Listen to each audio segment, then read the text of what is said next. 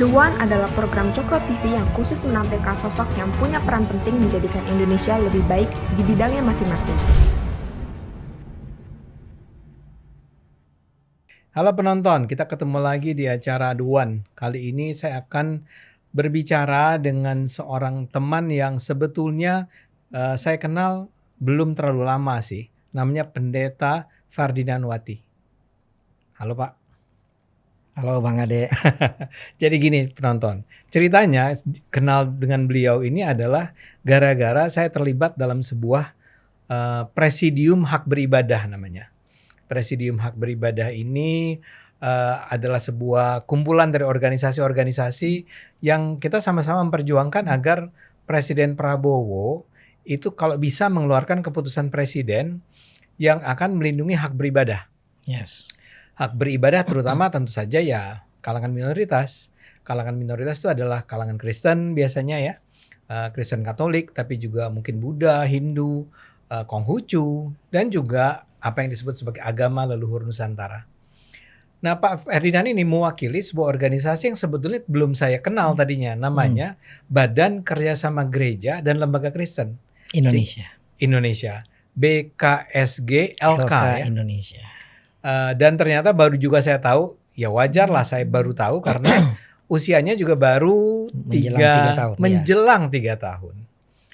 Nah, dari percakapan-percakapan saya dengan beliau dan di dalam Presidium Hak Beribadah tersebut, saya menangkap sebuah kesan bahwa Pak Ferdinand ini adalah seorang pendeta yang bukan cuma menyuarakan protes, kritik terhadap pelanggaran atau penindasan terhadap hak beribadah, tapi beliau benar-benar turun ke lapangan untuk memperjuangkan misalnya ketika ada hambatan terhadap pembangunan gereja atau ketika ada hak beribadah umat Kristen di daerah mana begitu ya, itu dihalangi, dibatasi, diancam, beliau turun, betul-betul turun ke lapangan ya. Ya.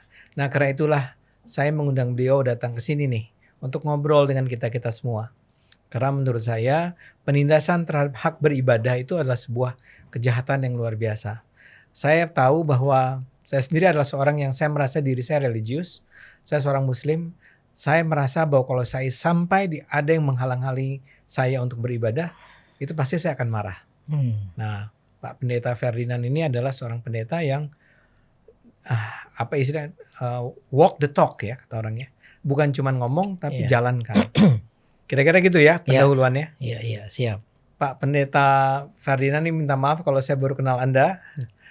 Artinya yang belum sampai setahun nih kita kenalan. Iya. Saya ingin tanya dulu nih.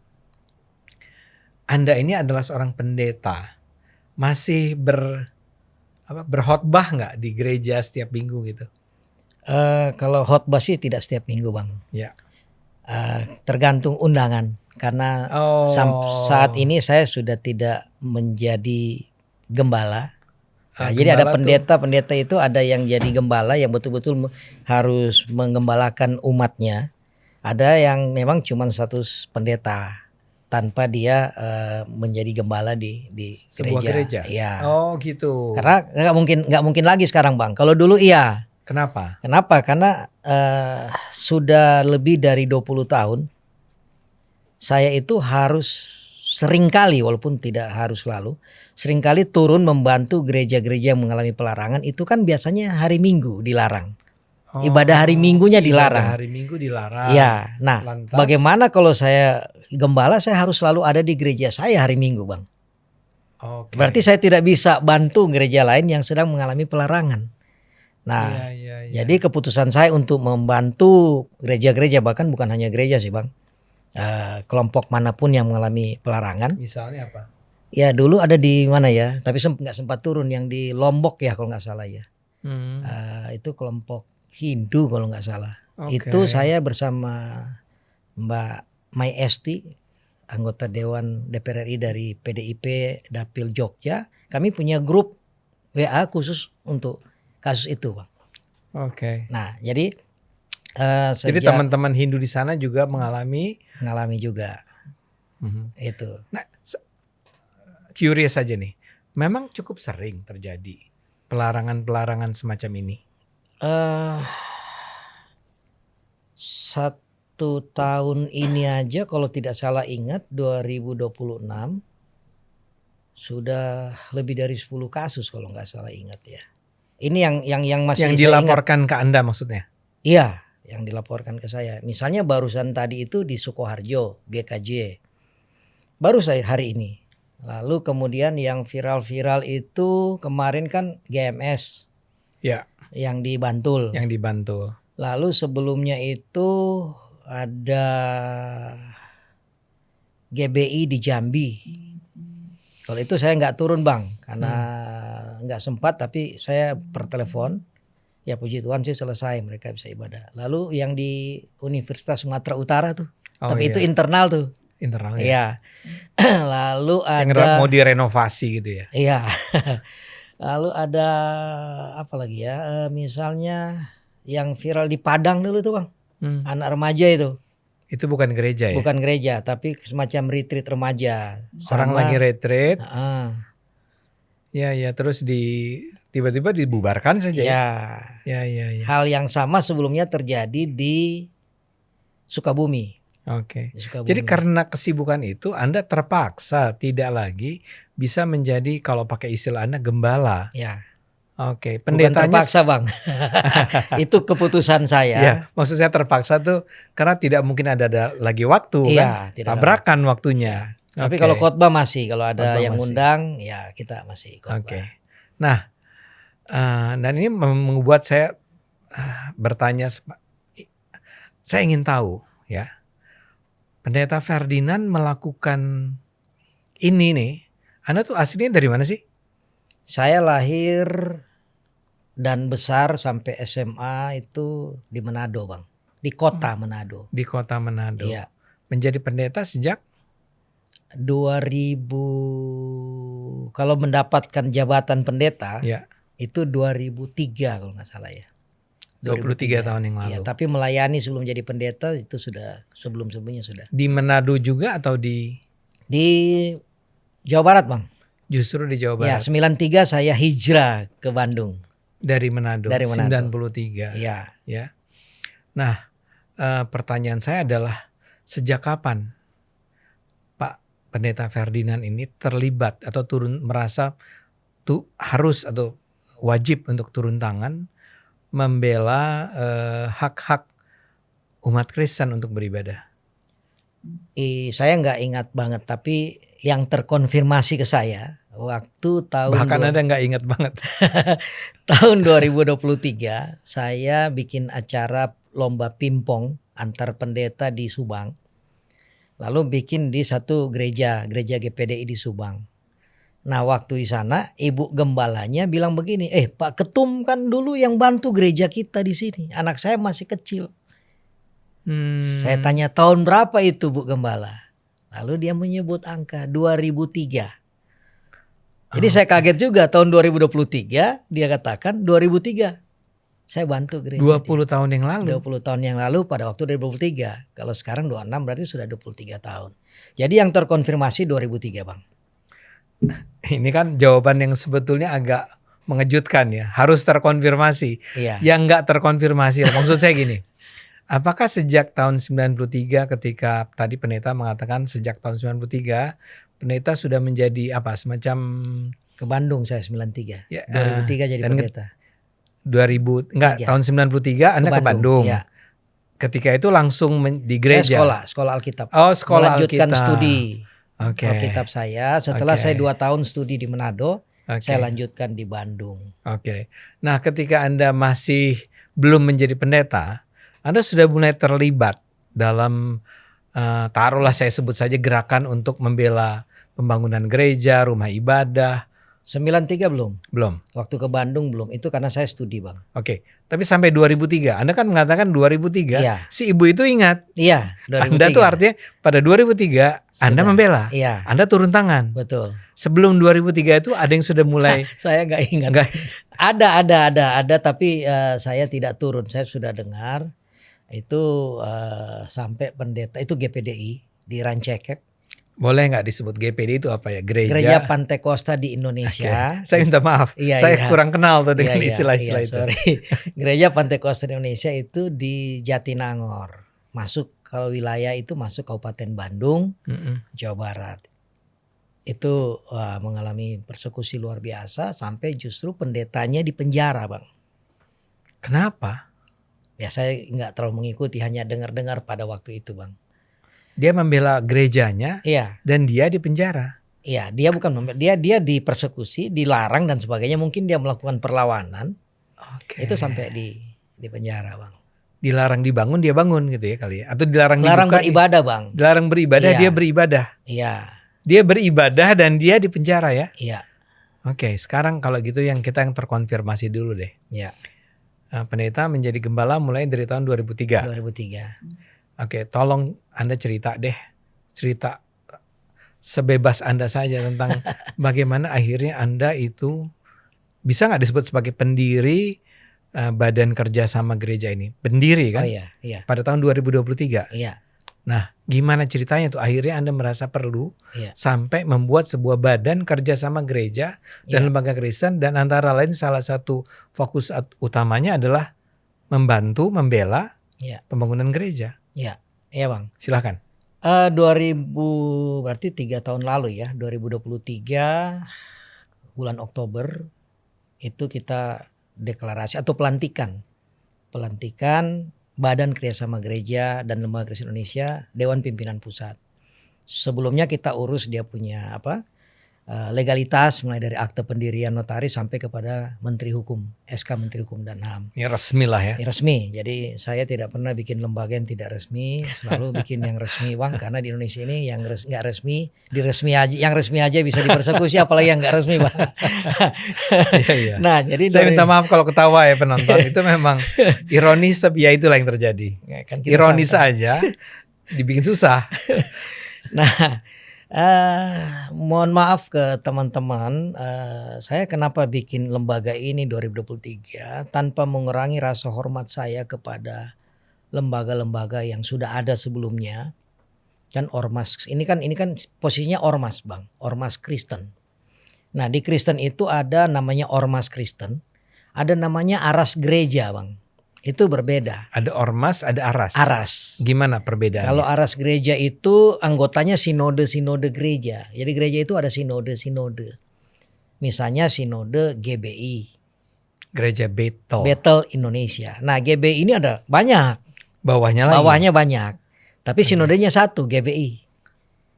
Nah, di Indonesia sinode itu ada sekitar 320-an sinode. 320 lebih, sinode. Ya, 300 lebih sinode, dan masing-masing sinode ini bergabung di yang namanya aras gereja. Okay. Nah, aras gereja itu sekarang ada Kristen tuh ada 7. Kristen ya? Artinya tidak Katolik nggak ada di dalamnya? Ya, kalau Kristen itu mulai dari PGI, PGLII, PGPI, Advent Bala Keselamatan, Ortodoks, lalu Baptis 7. Plus kalau Katolik itu kan KWI 8. Tapi kalau Protestan 7. Sebenarnya bukan Protestan sekarang. Kalau bahasa hukum sekarang, kalau dulu kan Kristen, kalau dulu Kristen Katolik, Kristen Protestan. Kalau sekarang Katolik itu disebut Katolik. Bukan Kristen Katolik lagi. Katolik. Nah, yang disebut Kristen Protestan disebut sekarang Kristen. Jadi tidak ada lagi Protestannya. Jadi Katolik bukan Kristen. Di Indonesia dinamakan Katolik saja, bukan Kristen Katolik. Sejak kapan itu? Saya nggak hafal itu pemerintah punya urusan. Ini sesuatu yang baru jadi. Iya, sudah berapa tahun lah, sudah cukup lama lah. Ya.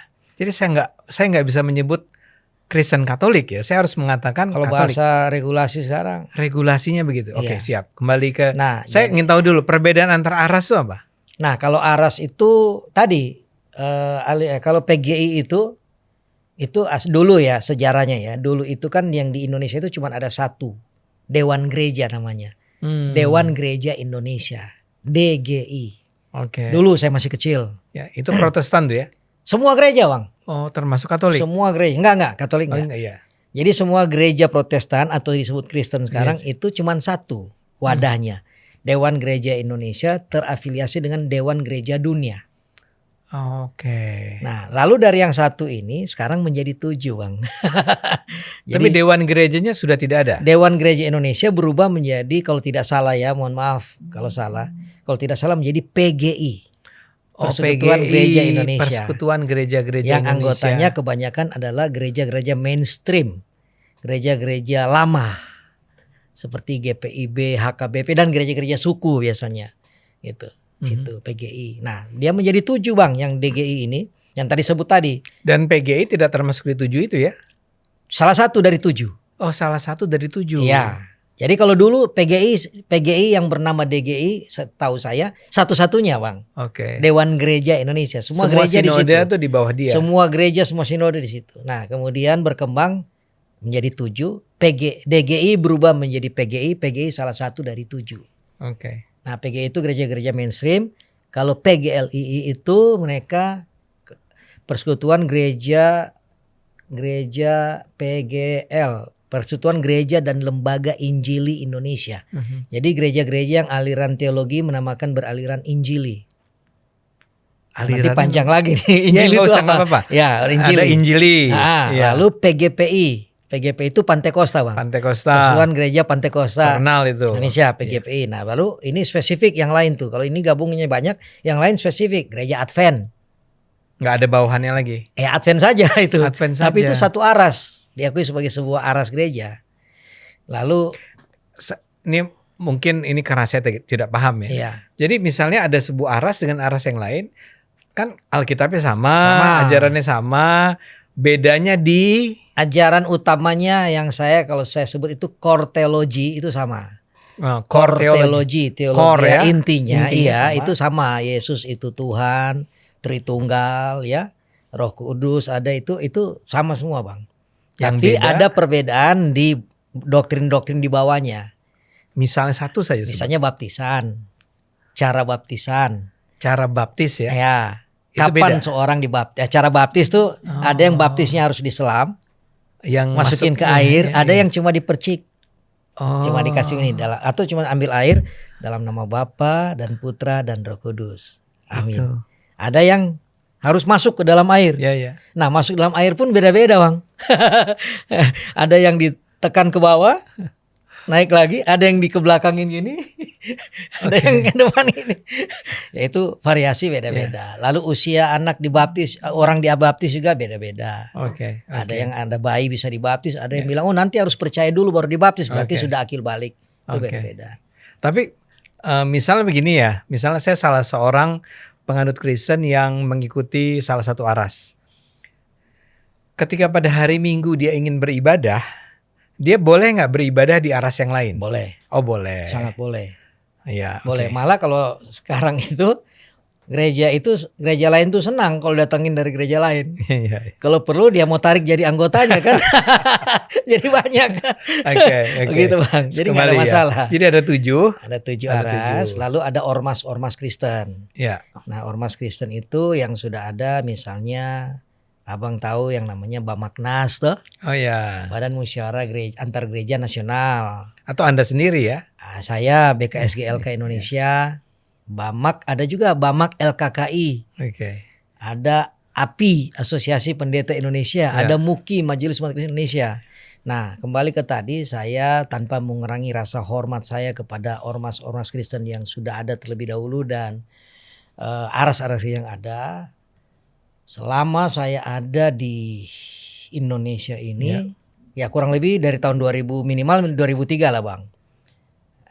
Saya masuk Bandung ini ada begitu banyak kasus-kasus pelarangan ibadah. Dan ketika sejak 2003 terkonfirmasi tadi saya turun ke daerah-daerah membantu. Mohon maaf sekali lagi sangat jarang saya menemukan ada yang turun melakukan pendampingan terhadap kelompok Kristen yang mengalami pelarangan.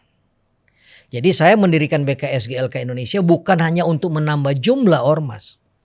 Jadi saya melihat ada satu tempat yang kosong yang belum diisi dengan baik oleh organisasi-organisasi yang sudah ada. Dan saya komitmen di BKSG LK Indonesia ini kita tidak akan bikin lagi misalnya Natal bersama Nah, itu kan sudah Aras bikin, Nasional bikin, ya kan, Ormas bikin. Saya udah biarlah itu. Saya bikin ini memang untuk mengisi ruang-ruang kosong yang menurut saya, pengalaman saya belum terisi. Sehingga di BKSGLK Indonesia salah satu kata kunci, kalau Bang Ade pengen tahu, kata kuncinya adalah problem solver. Jadi saya gagas Bang, saya dirikan bersama beberapa teman, karena mendirikan tidak boleh sendiri. Ke notaris harus beberapa orang ya. Saya penggagas, pendiri, ketua umum. Nah, kata kuncinya pertama tuh problem solver Bang. Berorientasi pada penyelesaian masalah. Makanya kalau Abang tanya, apa sih hartamu? Hartaku adalah persoalan-persoalan kekristenan di Indonesia Bang. List persoalan. Daftar persoalan. Itu yang menjadi harta di organisasi saya. Jadi kita punya daftar Bang. Mulai dari tadi ibadah yang susah. Izin yang lebih susah lagi. Juga nanti ada persoalan pendidikan agama Kristen di sekolah-sekolah negeri. Ini masih sangat iya. Malah dapat info di beberapa daerah masih anak-anak Kristen ini masih suruh ikut agama Islam misalnya. Atau disuruh biar aja main-main. Nah, ini salah satu problem juga Bang. Sorry, Anda kan badan kerjasama gereja dan lembaga Kristen. Ya. Nah itu artinya gereja-gereja yang ada dari 7 aras itu bisa saja bergabung. Dan ini kalau tadi sinode-sinode yang aras, kalau di kita ini lebih bukan dari sinode, karena sinode sudah ada aras. Ini gereja-gereja lokal yang mau bergabung. Untuk apa? Tujuan saya supaya mereka juga buka mata. Melihat bahwa ini ada banyak persoalan kekristenan. Yang ini adalah ruang kosong yang belum dikerjakan. Nah saya ingin, gak bisa dong saya sendiri Bang.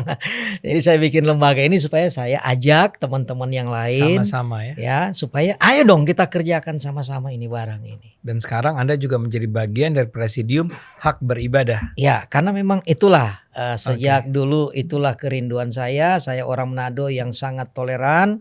Masuk Bandung usia saya 20-an, ternyata saya melihat beda sekali. Oke, sebelum lebih lanjut, saya ingin tanya, gereja Anda tuh apa?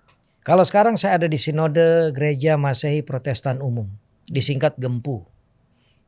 Saya pendeta di situ. Terdaftar resmi. Itu pendeta. Di Bandung ya? Saya yang pegang Jawa Barat. Saya koordinator Jawa Barat. Sinode kami di Manado Bang. Oh memang di Manado sinodenya. Di Manado. Ya. Betul. Saya mau tanya ini. Ketika Anda akhirnya memutuskan untuk meninggalkan posisi gembala Anda, itu mendapat protes nggak? Dari? Pertama, keluarga. Tidak. Karena ini kan sebuah pilihan yang sebetulnya jauh lebih berat daripada menjadi seorang pendeta di sebuah gereja. Ya. Bukan hanya jauh lebih berat, jauh lebih berat. Dan berbahaya mungkin. Dan berbahaya. Nah, apa keluarga Anda bagaimana? Nggak ada masalah karena Babang tadi dengar ya, saya mulai terkonfirmasi itu 2003. Anak saya 2. Anak kedua lahir 2003 Bang. Anak pertama tahun 2000. Berarti dari anak saya yang besar umur 3 tahun dan yang kecil baru lahir, saya sudah kerjakan itu. Jadi ketika mereka mulai tumbuh besar, mereka tahu itulah kerjaan saya Bang. Ya tapi kan kerjaan Anda sebagai seorang pendeta. Iya. Istri Anda juga melihat Anda pendeta dan mungkin dia bahagialah punya suami seorang pendeta. Nah sekarang si pendeta ini memutuskan, saya nggak lagi jadi pendeta di sebuah gereja ya. Saya menjadi aktivis. Yes. Itu yang saya nggak keberatan. Enggak, justru mereka senang. Ya saya puji Tuhan berhasil mendidik mereka, memahami apa yang saya kerjakan, memahami mengapa saya memilih ini. Karena Bang, kalau saya juga memilih jadi gembala mungkin ada jutaan orang sekarang Bang.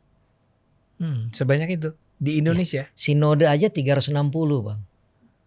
Sinodenya ada 360. Satu sinode bisa ratusan cabang, ribuan mungkin.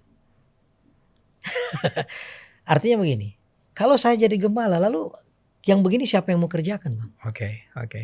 Jadi saya memilih ini dengan sadar dan puji Tuhan tadi keluarga oke, nggak ada masalah. Jemaat gimana?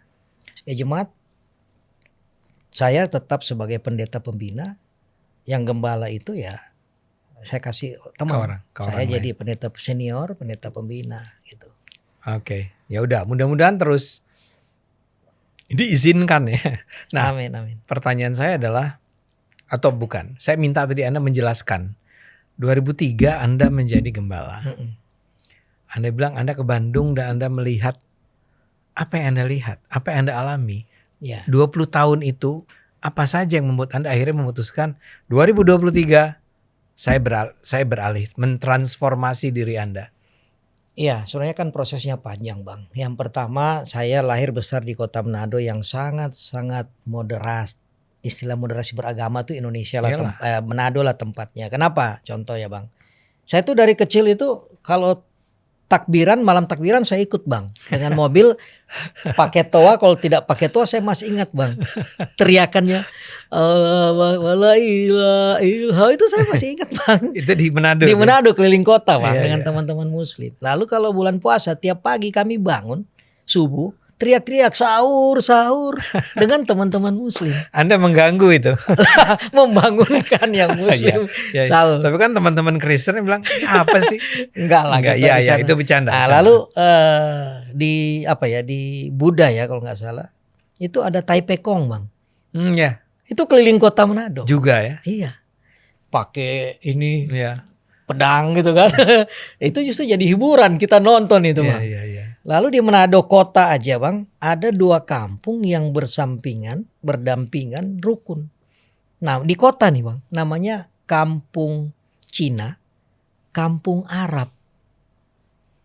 Ini dari namanya saja Kampung Cina itu orang Cina turun-temurun, Kampung Arab orang Arab turun-temurun, hidup berdampingan. Nah, sampai di Bandung, Bang. Beda, Bang. Saya mulai mendengar ada persoalan-persoalan antar agama. 2003 usia Anda berapa? Saya kelahiran 71. Kalau 2003 30 ya, 30-an. 32 lah ya. Iya. Nah, saya beda, Bang. Sudah mulai ya kayak saya bilang tadi, sebelum saya aktif saya dengar tadi yang GPDI tadi sampai pendetanya di penjara gitu kan. Banyak kasus-kasus yang saya sempat dengar sebelum saya aktif. Nah, kenapa saya mulai kemudian ini makanya panjang kenapa saya jadi aktif? Di lokal di kota kabupaten di Indonesia ini, Bang, ada juga semacam paguyuban gereja-gereja yang ada di kota situ. Nah, saya di salah satu kota di Jawa Barat, saya aktif. Jadi saya tidak hanya gembala di satu gereja, tapi saya bergaul di komunitas tadi, paguyuban gereja-gereja. Mulai dari anggota, Bang. Anggota, lalu ketua bidang, counseling, lalu jadi sekretaris, lalu jadi ketua. Oh, gitu. Nah, lalu saya waktu 2006 keluarlah yang PHB kita presidium itu. Keputusan bersama 2 menteri. Peraturan bersama Menteri Agama dan Menteri Dalam Negeri nomor 9 dan 8 tahun 2006. Kalau tidak salah ditandatangani 21 Maret 2006. Tentang pembangunan rumah ibadah. 3 isinya. Poinnya. Yang pertama tanggung jawab pemerintah daerah untuk meningkatkan kerukunan antarumat beragama. Yang kedua pemberdayaan forum kerukunan umat beragama. Yang ketiga syarat pendirian rumah ibadat. Oke. 3 itu isinya. Nah, saya diminta oleh teman-teman pendeta di kota itu untuk mewakili unsur Kristen duduk di FKUB. Forum Kerukunan Umat Beragama Bandung, Jawa Barat. Kota, salah satu kota di Jawa Barat. Itu 12 tahun saya di situ, Bang. Jadi lumayan lah. Nah, waktu itu pun ya saya sudah jadi ketua. Nah, itu makanya sudah mulai bergerak kan. Sebelum jadi ketua juga 2003 karena 2006 saya di FKUB kan. Nah, itu sudah mulai bergaul dengan lebih intens dengan Pak Haji, Pak Kiai, Pak Ustadz. Di FKUB itu dari macam-macam, Bang. Agama bahkan di Islam itu macam-macam aliran. Yang nasionalis dan tidak nasionalis pun ada. Karena semua organisasi pingin gabung di situ. Nah, akhirnya di situ ya mulailah kita kan dapat ikut-ikut kegiatan-kegiatan kementerian juga di FKUB. Lalu 2013 Kanwil Kemenak Jawa Barat ngutus saya 2 orang bersama tokoh agama dari Hindu untuk di training di Kemenak selama 10 hari. Angkatan pertama penggerak kerukunan antar umat beragama tingkat nasional 2013. 10 hari kami nggak pulang rumah, Bang. Nah, di situ juga kita dididik, dilatih, regulasi dan sebagainya, macam-macam itu. Berapa jam lah, ada sertifikatnya. Berapa orang yang ikut? Banyak, Bang, seluruh Indonesia, Bang. Waktu itu angkatan 1 dan 2 bersamaan. Angkatan 1, angkatan 2, tapi saya itu adalah orang-orang yang berada di dalam FKUB. FKUB dan tata usaha Kemenak kota kabupaten. Gitu. Jadi sebenarnya belajar lah ya. Iya, belajar. Dan terakhir kita turun ke, waktu itu di Bekasi ada ya semacam turun lapangan lah, ada mensurvei ada kasus apa di Bekasi gitu. Nah, jadi itu prosesnya panjang. Nah, kenapa saya ya itu karena tadi, Bang, saya lihat kok setelah saya ada di Bandung ini beda dengan di Manado. Ya.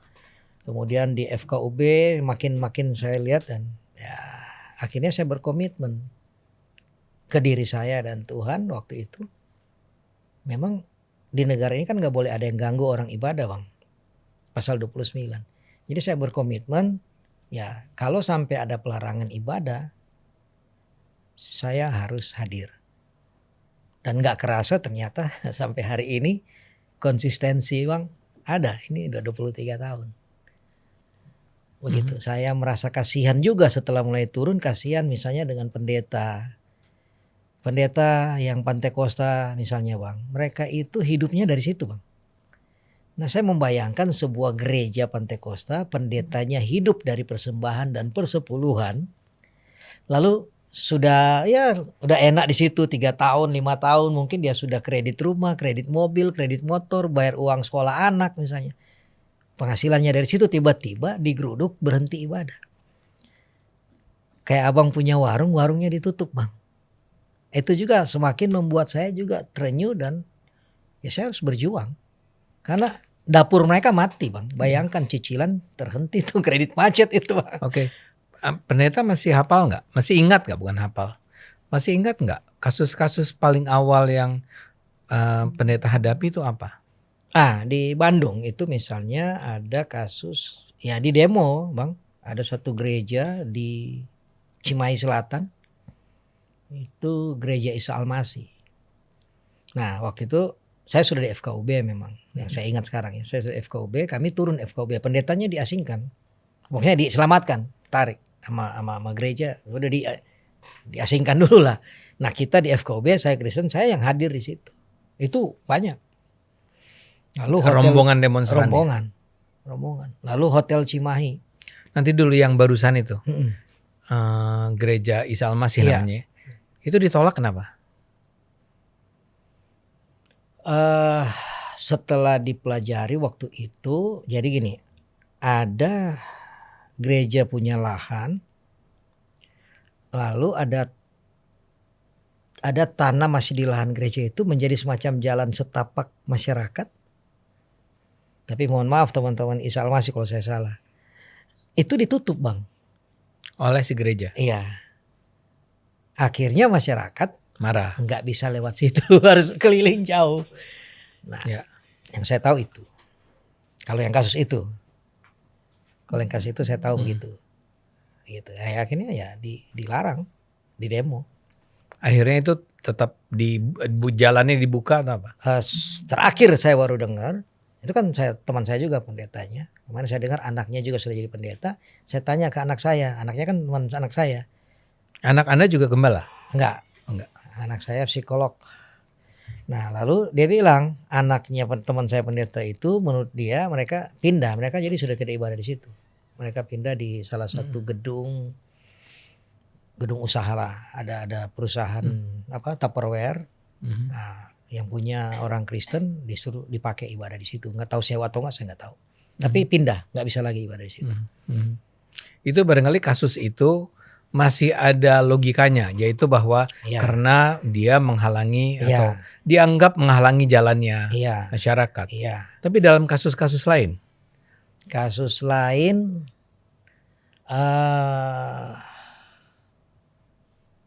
Ya, yang inilah Bandar Lampung, Bang.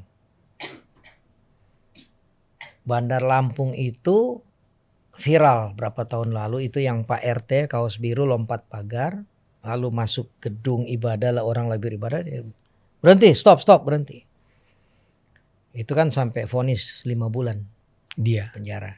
Nah, kalau itu informasinya, persoalannya ya bukan seperti tadi. Kalau ini murni yang saya dengar karena alasan tidak ada izin gedungnya.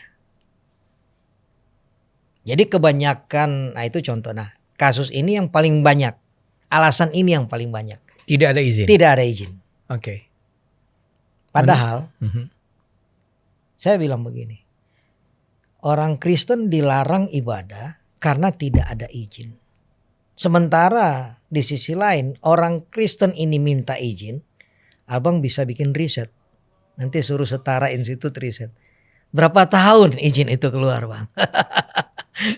Jadi untuk meminta izin, untuk Sulitnya. memperoleh izin, sangat-sangat sulit. Itu harga mahal banget, Bang. Mahal banget, Bang. Harga itu artinya apa? Ya artinya sangat susah, Bang. Bukan duit ya. Ya mungkin juga ada duit di dalamnya. Tapi waktunya terlalu panjang, energi terlalu. Itu seharusnya diajukan ke siapa? Nah itulah yang diatur di dalam peraturan bersama 2 menteri. Oke. Yang pertama syaratnya pihak gereja ini harus memiliki minimal anggota umat 90 orang, bukan 90 kakak. Itu syarat pertama, syarat yang paling bawah, syarat utama lah menurut saya. Setelah itu harus ada minimal 60 anggota masyarakat di luar pengguna itu di lingkungan tersebut.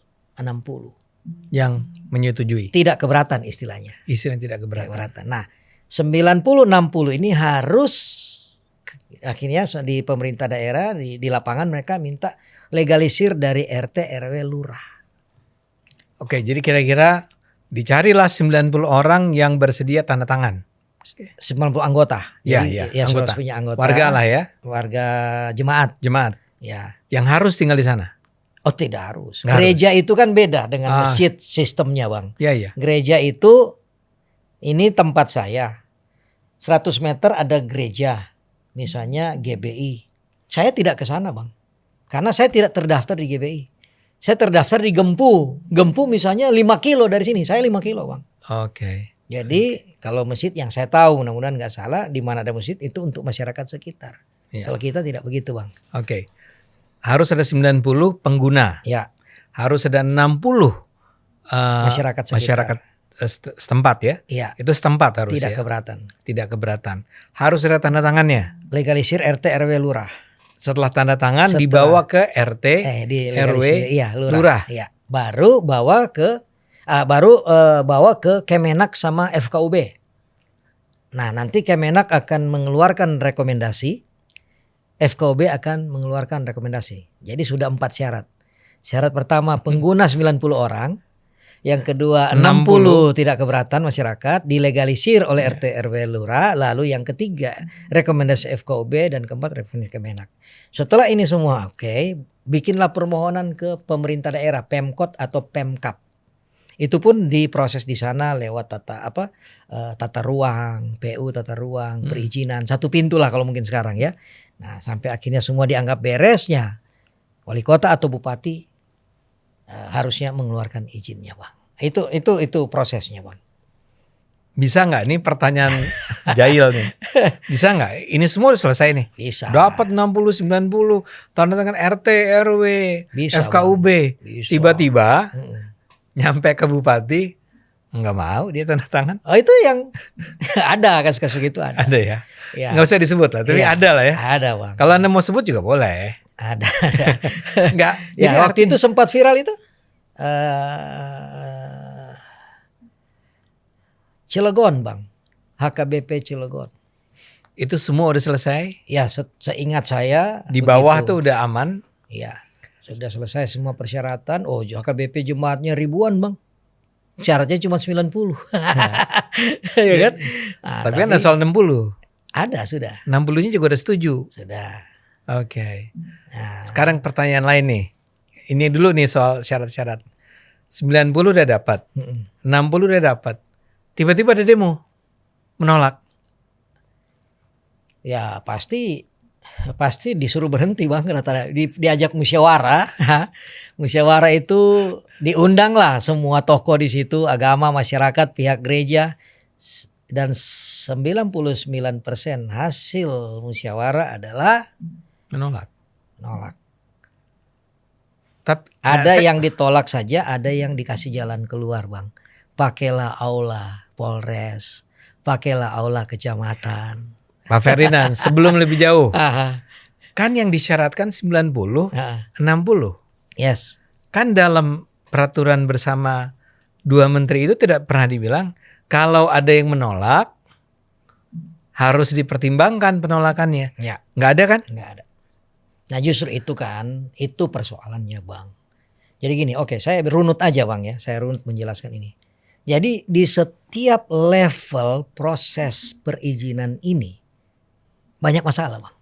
Silahkan. Kalau 90 aman lah. Paling aman. Ya kita kan anggota jemaat kita lah ya 90. Tapi waktu mencari 60 pun itu sudah masalah Bang. Siap. Gimana itu?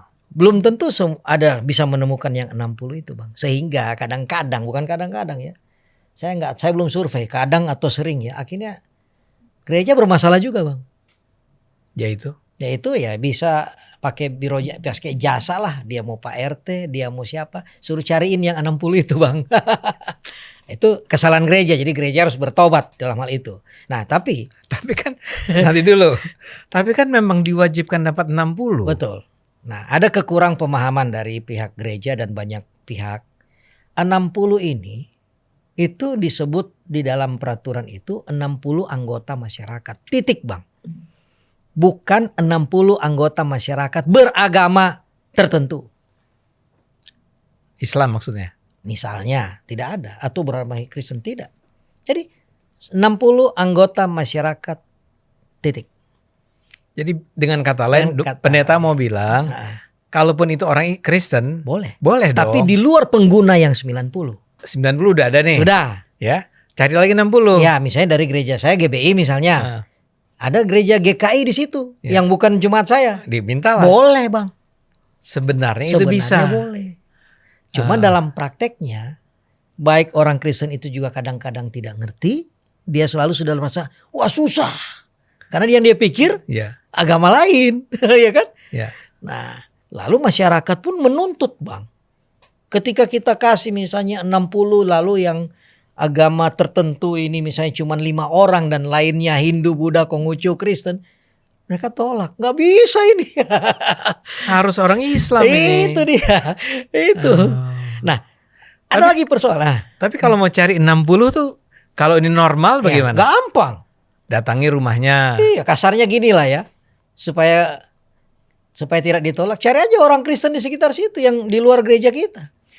Tapi segini, sebetulnya orang Islam juga banyak yang nggak keberatan. Betul, makanya ada cara saya kalau saya didik, membantu panitia. Saya bilang yang pertama cari Islam nasionalis dulu di situ. Kan iyalah. Gitu. Lalu cari ya yang Kristen, Hindu, Buddha, Konghucu. Itu.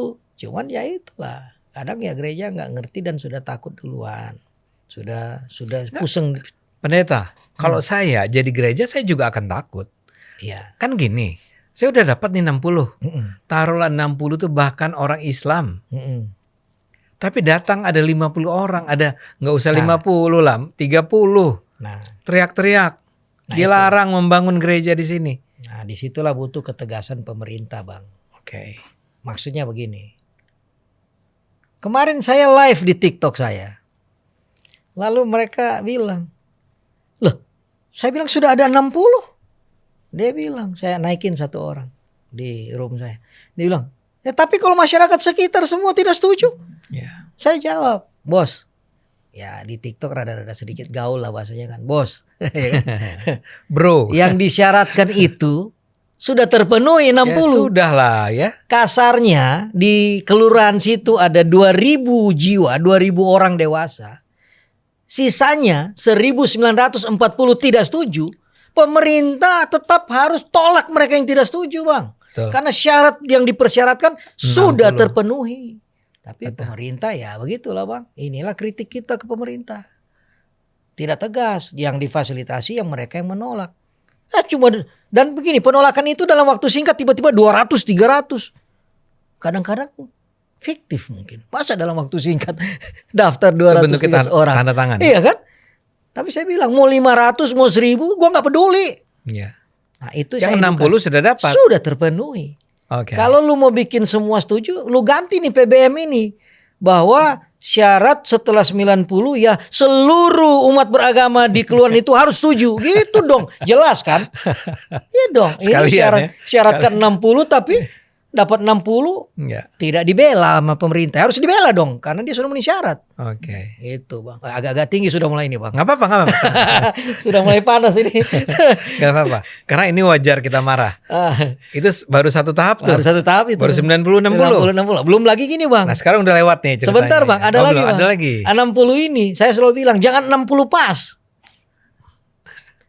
Saya bilang ini strategi lah, nggak apa-apa saya buka lah teman-teman pendeta kalau mau dengar nih ya. 60 itu kalau bisa yang non muslim. Lalu yang muslim 60 jadi 120. Itu ideal banget. Ideal. Ya. Tapi saya bilang kalau kalian cuma 60, ini fenomenanya ada begini Bang. Ada masyarakat yang sudah tanda tangan ini diintimidasi Bang. Oleh oknum. Akhirnya cabut dukungan. Lu kalau cuma ambil 60, satu aja cabut dukungan langsung tidak memenuhi syarat. Makanya saya bilang 120 saya bilang. Ada cadangan. Gitu loh Bang. Enggak, tapi itu terjadi. Terjadi. Diintimidasi. Iya ya memang nggak ada yang ngaku Bang. Tapi kan sekarang gini. Abang sudah tanda tangan nih dukungan. Tiba-tiba nggak mendukung. Apa itu? Ya. Kan otak waras Abang bilang. Buat yang akal sehat. Ya gitulah Bang. Itu saya ingat di Gereja Yasmin Bogor. Itu apalagi bertahun-tahun itu. Ya kan? Enggak, waktu itu saya ingat sekali karena saya kan orang Bogor. Ya, sebetulnya juga sudah terpenuhi. Tapi kemudian ada tuduhan. Yes, itu. Bahwa 60 itu fiktif. Yes, dan ada tuduhan yang tadi yang saya bilang, dibayar lah. Lalu undangan katanya undangan acara apa, suruh isi absen, itu yang digunakan. Nah, selalu ada saja begitu, Bang. Makanya saya bilang tadi di setiap tahap ini baru level 60 nih. Ya. Nanti di tanda tangan pun Bang ke RT masalah juga Bang.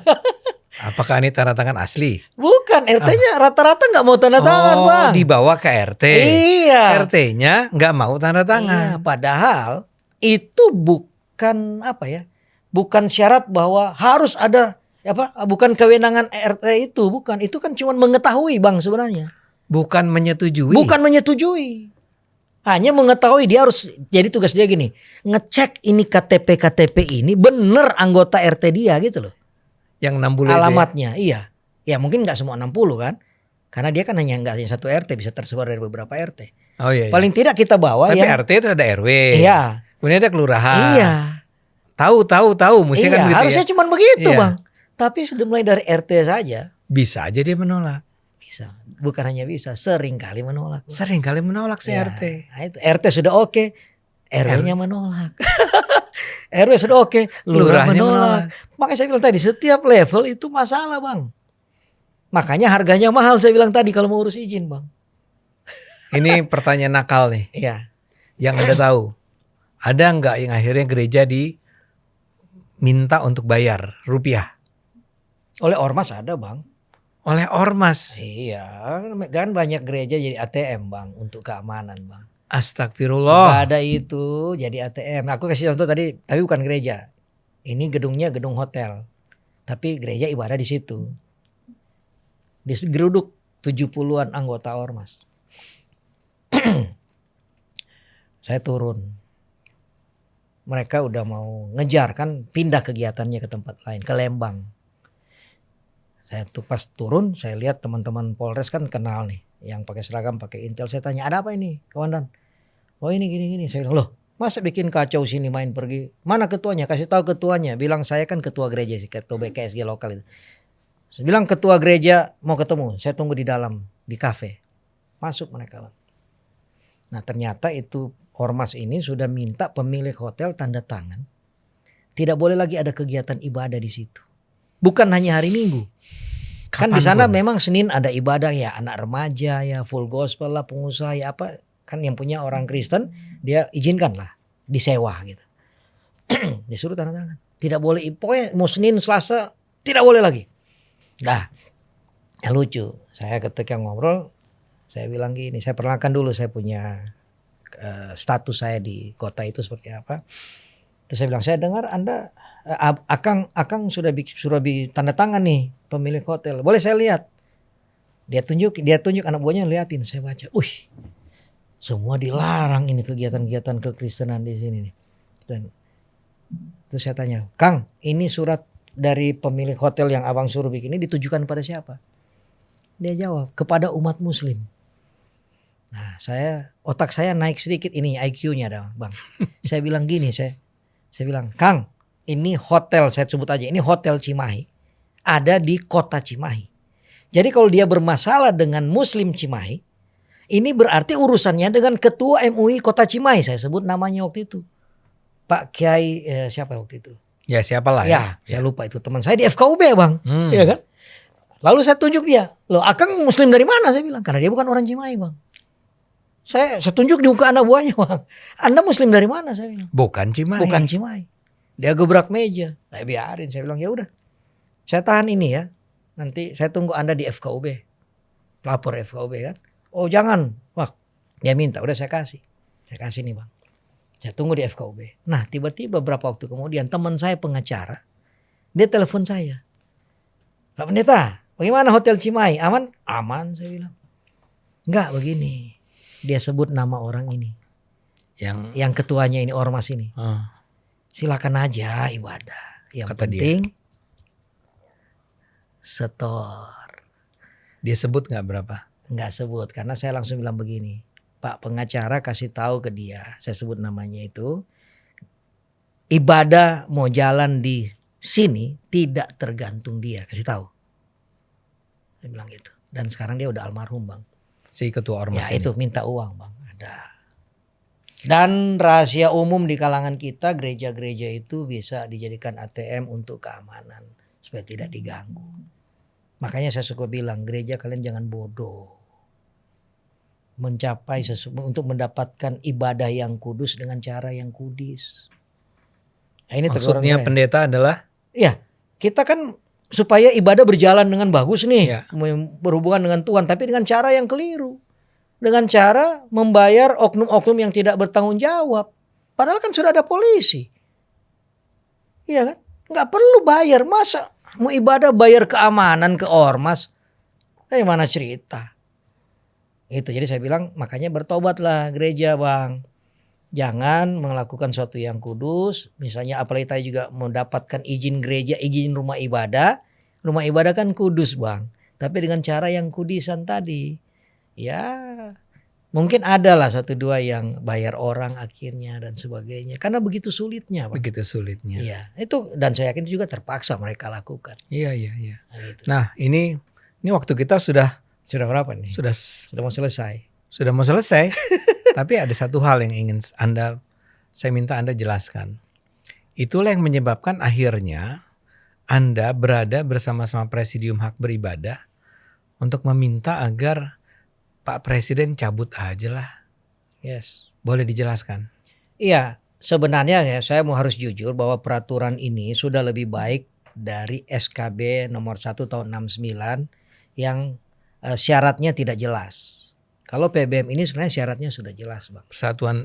Peraturan bersama 2 menteri ini. Iya sudah jelas Bang. 90, 60. Iya.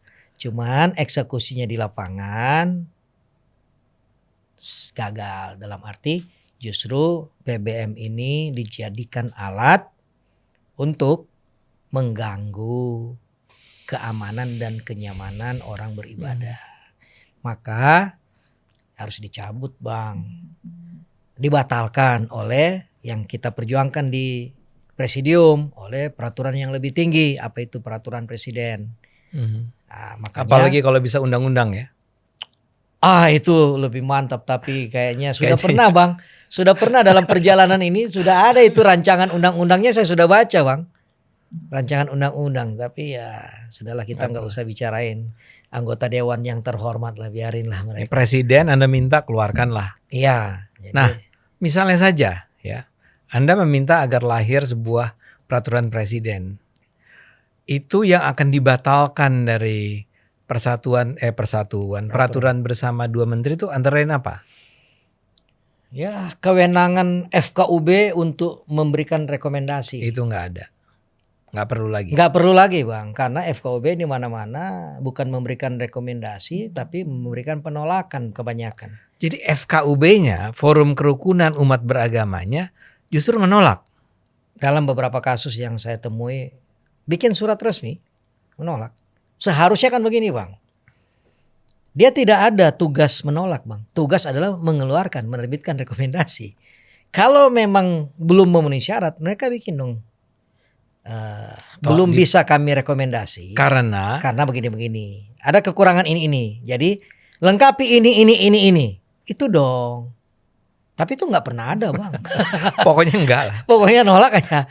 Jadi kewenangan itu terjadi kenapa? Waduh. Kan namanya Forum Kerukunan Umat Beragama.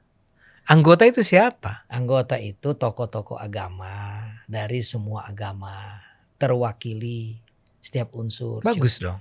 Cuman persoalannya gini Bang, ini yang saya selalu kritisi juga. Saya 12 tahun di FKUB, saya bilang gini, ini FKUB ini bukan Forum Kerukunan Umat Beragama, ini Forum Kerukunan Umat Islam saya bilang. Oh kenapa? Karena setahu saya di daerah-daerah yang banyaknya orang Islam, itu ketua sekretaris bendaharanya Islam Bang. Abang kalau kita ngerti organisasi kan Bang, sebelum kita pleno kan rapat bertiga dulu Bang, KSB, ketua sekretaris bendahara. Nah kalau Islam semua berarti ya diputuskannya oleh orang Islam semua Bang. Kita tinggal rapat-rapatan itu di bawah itu. Rapat pleno itu sudah ada keputusan. Misalnya di daerah Anda nih di mana Bandung itu ya? Jawa Barat ya. Anda kan anggota FKUB. Sudah enggak sekarang? Ya dulu ketika jadi 2006 sampai 2018, 12 tahun. Jumlahnya berapa orang?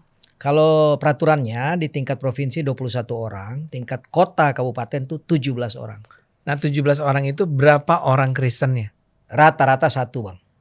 Non muslim rata-rata satu. Jadi kalau 17 kurangi lah, misalnya semua agama ada 6, kurangi 5 berarti 17 kurang 5. 12 tuh muslim.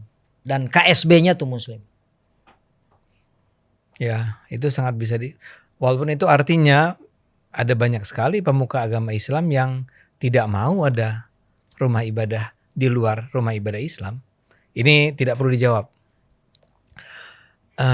Nah selain Anda di forum Presidium Hak Beribadah itu meminta agar tidak perlu lagi ada rekomendasi dari FKUB. Apalagi yang dihilangkan? Misalnya tadi kewenangan. yang 60 orang itu. Oh ya, kalau itu kan banyak. Memang saya mengerti Bang, perjalanan perubahan dari SKB mengapa PBM. Saya paham. Jadi yang saya paham itu kan semacam titik kompromi dari kan pemerintah mengumpulkan majelis-majelis agama, semua agama waktu itu ya. Nah memang misalnya di daerah A persyaratannya 150 orang. Ini dulu ya? Dulu. Daerah B 30 orang. Jadi 90-60 itu titik kompromi. Tetapi nah ini sebenarnya bukan itu ya. Poin utamanya mau saya sampaikan adalah saya bingung kalau bicara kerukunan Bang. Forum kerukunan. Apalagi kita bicara tadi undang-undang. Yang saya pahami struktur peraturan kita itu kan Undang-Undang Dasar 45 paling tinggi. Lalu ada undang-undang. Lalu di bawahnya. Nah kalau undang-undang itu kan harus ada cantolan di Undang-Undang Dasar 45 Bang. Ya. Artinya undang-undang di bawah Undang-Undang Dasar 45 ini kan harus merupakan penjabaran dari Undang-Undang Dasar 45 Bang. Ya. Nah kerukunan tuh saya baca ulang-ulang Undang-Undang Dasar 45 tidak ada istilah kerukunan Bang.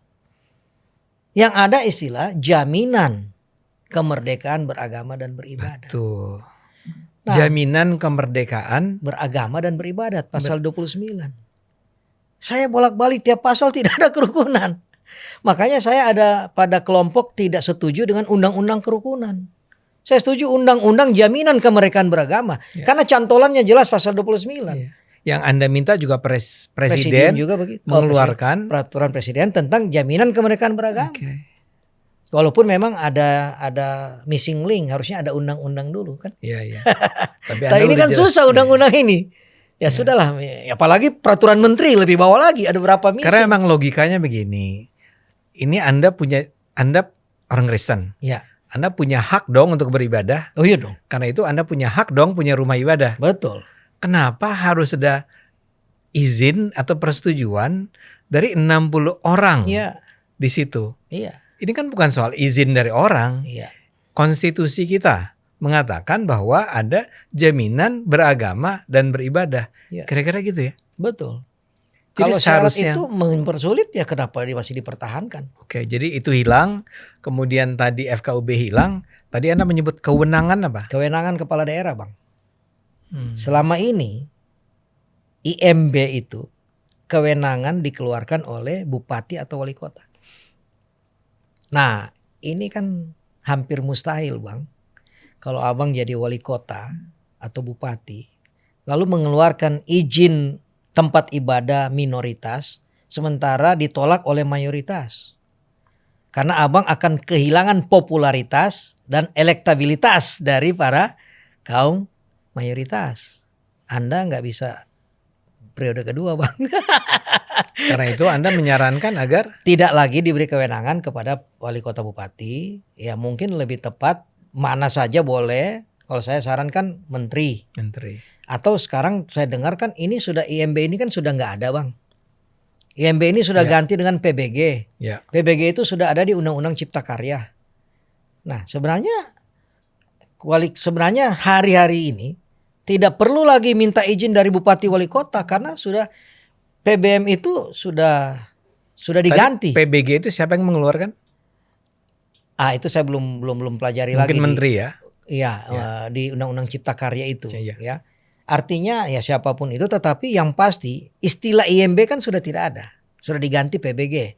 Otomatis istilah IMB dalam peraturan bersama dua menteri juga sudah tidak ada, Bang. Seharusnya. Iya dong.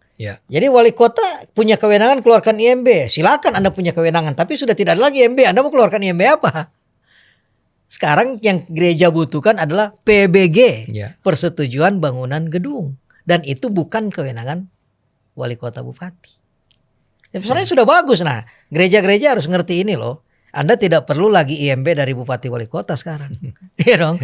Anda pelajari aja Undang-Undang Cipta Karya supaya tahu nih kemana nih arahnya nih. Ya, tapi ya kita berharap pemerintah juga kan pemerintah harusnya sudah tahu bahwa ada PBG sekarang ya. Kalau gitu itu yang ditegakkan. Betul. Ini yang harus disosialisasikan. Ya, mungkin wali kota bupati masih berpikir dia yang mengeluarkan lagi sekarang. Gereja juga masih berpikir harus ke bupati wali kota lagi. Udah beda. Mungkin sebagai penutup saya turut mendoakan nih, karena saya juga anggota dari Presidium Hak Beribadah, agar apa yang Anda perjuangkan dan kawan-kawan dan saya sendiri itu akan bisa goal. Pak Presiden akan mendengarkan. Pak Pendeta sudah berjuang paling tidak yang terkonfirmasi tadi dari 2003.